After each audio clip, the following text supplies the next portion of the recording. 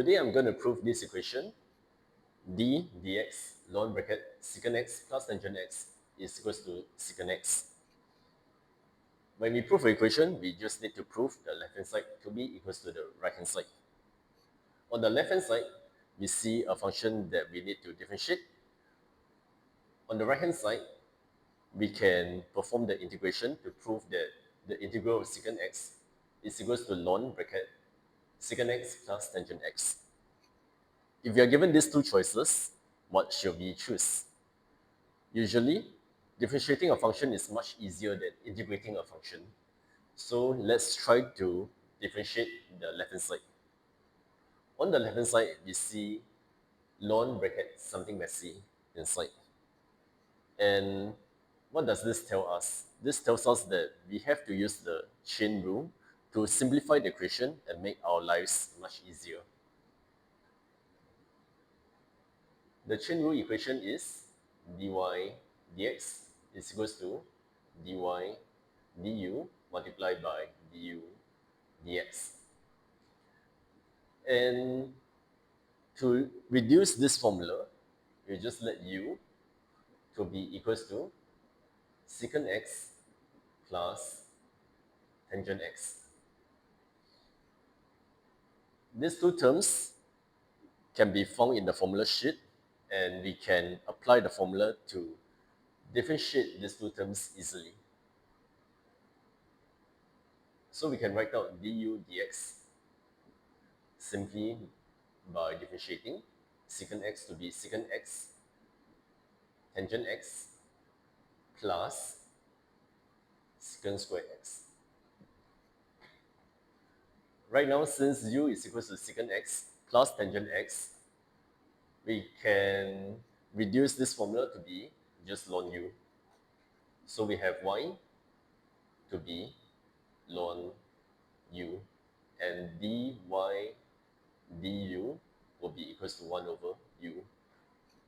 Applying the chain rule, we'll get dy dx to be equals to 1 over u multiplied by secant x tangent x plus secant squared x. Now we know that u is equal to secant x plus tangent x. We can write out this equation with the numerator as such.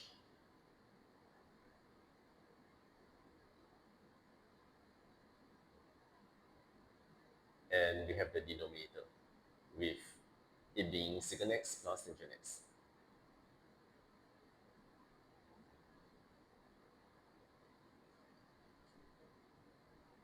Right now we are left with something that's messy over here again.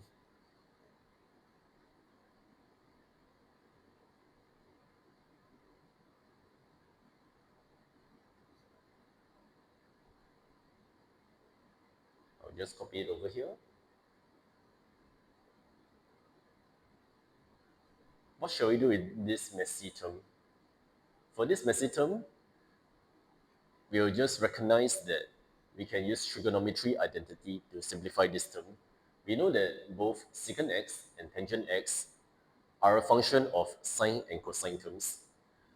So we should not fear looking at this formula. We'll just use the formula in our trigonometry identity to reduce the secant x and tangent x. We know that secant x is equals to 1 over cosine x, and tangent x is equals to sine x over cosine x. So applying this formula and plugging it into dy dx, we will get something that we can simplify. So dy dx will be equals to 1 over cosine x multiplied by sine x over cosine x plus 1 over cosine square x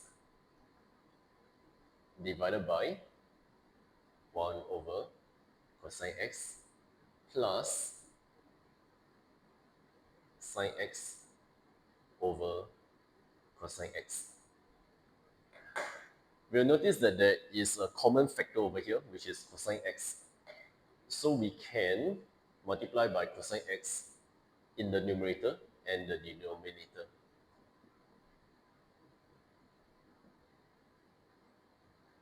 So that we can remove some cosine x terms. After we do that, we'll just do some cancellation and simplify the equation. We'll get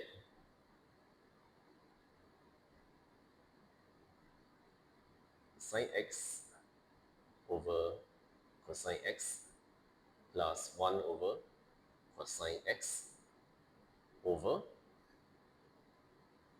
1 plus sine x. Right now, only the numerator term have this 1 over cosine x term. We can bring out the 1 over cosine x, and 1 over cosine x is secant x. So we write secant x bracket sine x plus 1 over 1 plus sine x. And we'll notice that the terms inside the bracket can be cancelled out also. After we cancel, we'll just be left with secant x. And this is what we want on the right hand side. So just to help you guys to recap, if we see a function that we need to prove, usually I'll choose the differentiation because differentiation is much easier than integration. And if we see a function that is messy, we need to apply the chain rule to reduce the messiness. And thirdly, if we see a messy trigonometry function, we'll try to use trigonometry identity and reduce the function to just sine and cosine so that we can find terms that we can cancel.